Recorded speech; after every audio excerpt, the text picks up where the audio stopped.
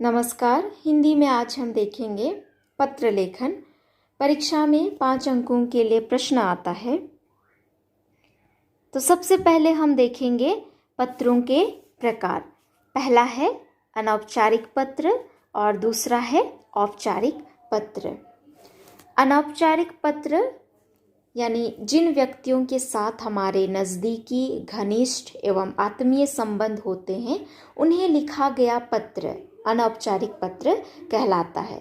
ये व्यक्तिगत पत्र होते हैं और इनकी भाषा भी औपचारिक होती है, या हम कह सकते हैं कि परिवार के सदस्यों, सगे संबंधियों, रिश्तेदारों या मित्रों को लिखा जाने वाला पत्र अनौपचारिक पत्र कहलाता है। अगला है औपचारिक पत्र। सरकारी, गैर सरकारी, अर्ध सरकारी, प्रार्थना पत्र, आवेदन पत्र, संपादकीय पत्र, व्यावसायिक पत्र, शिकायत पत्र, ये सभी औपचारिक पत्र के अंतर्गत आते हैं। तो आज हम देखेंगे 1-2 उदाहरण के द्वारा औपचारिक पत्र कैसे लिखा जाता है। परीक्षा में पत्र लेखन करते समय आप एक बात का विशेष ध्यान रखें कि कभी भी आप पन्ने के बीच भाग से पत्र लेखन की शुरुआत न करें। जैसे मान लिया आपने इस पेज में आपने किसी प्रश्न का उत्तर यहाँ तक लिख दिया, उसके बाद आपका ये नीचे वाला भाग आपका बचा हुआ है, तो इस भाग से आप कभी भी पत्र लेखन की शुरुआत न करें। आप इस जगह पर आप किसी अन्य प्रश्न का उत्तर लिख सकते हैं, लेकिन पत्र लेखन के लिए आप नए पेज के शुरू भाग से ही शुरुआत करें।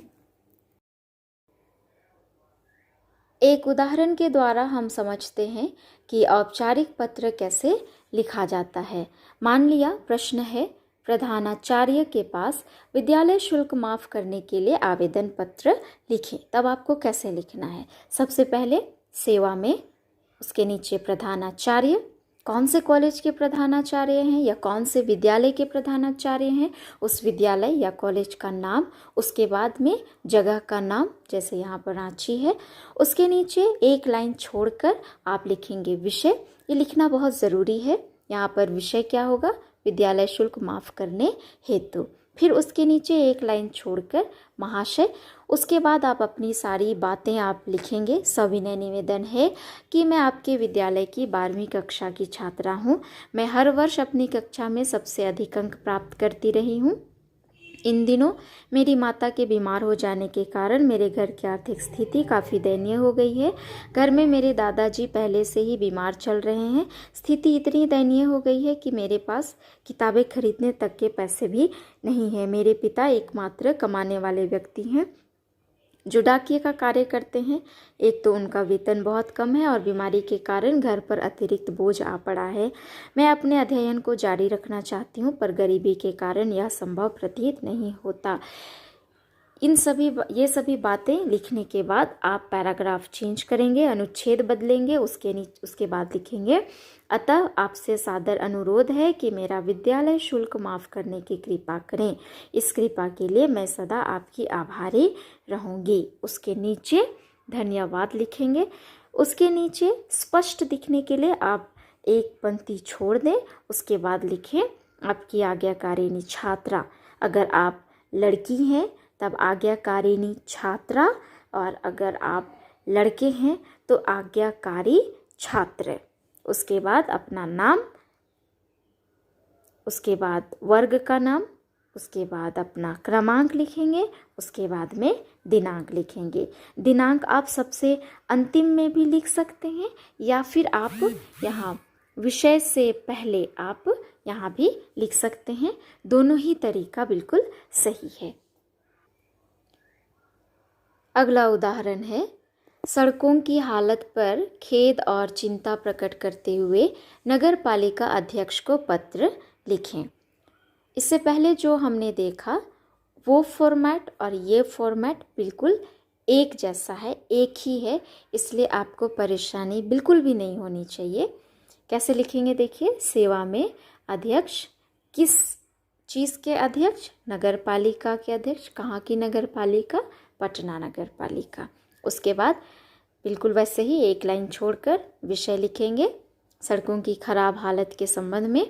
फिर उसके नीचे महोदय, फिर अपनी सारी बातें। मैं आपका ध्यान हमारे क्षेत्र की सड़कों की हालत की ओर आकृष्ट कराना चाहती हूँ। इस क्षेत्र का नाम तो विकास रोड पटना है, परंतु यहाँ की सड़कों को देखकर मन क्षुब्ध हो उठता है। इस क्षेत्र की सड़कों के हृदय पर गहरे गड्ढे हैं। नित्य ही अनेक वाहन दुर्घटनाग्रस्त होते हैं तथा अनेक व्यक्ति मृत्यु की गोद में जाने के लिए विवश होते हैं। बरसातों में इन गड्ढों में पानी भर जाता है तथा अनेक दुर्घटनाएं होती हैं तथा वर्षा ऋतु के बाद इन सड़कों पर गड्ढों की संख्या बढ़ जाती है, जिससे वाहन चलाना मृत्यु को निमंत्रण देने से कम नहीं होता। उसके बाद आप पैराग्राफ चेंज करेंगे। अतः अध्यक्ष महोदय, आपसे निवेदन है कि सड़कों की मरम्मत कराने की दिशा में उचित कार्रवाई करें एवं गड्ढों को भरने का आदेश दें। फिर उसके नीचे धन्यवाद भाव दिए। उसके नीचे भाव दिए के बदले आप आपका विश्वासी या आपकी विश्वासी ये भी लिख सकते हैं। उसके बाद अपना नाम, अपनी जगह का नाम और दिनांक। मुझे उम्मीद है आपको समझ में आ गया होगा पत्र लेखन। अगर आपको किसी भी तरह की समस्या है, कोई भी कन्फ्यूज़न है, तो आप कमेंट बॉक्स में आप कमेंट कर सकते हैं। धन्यवाद।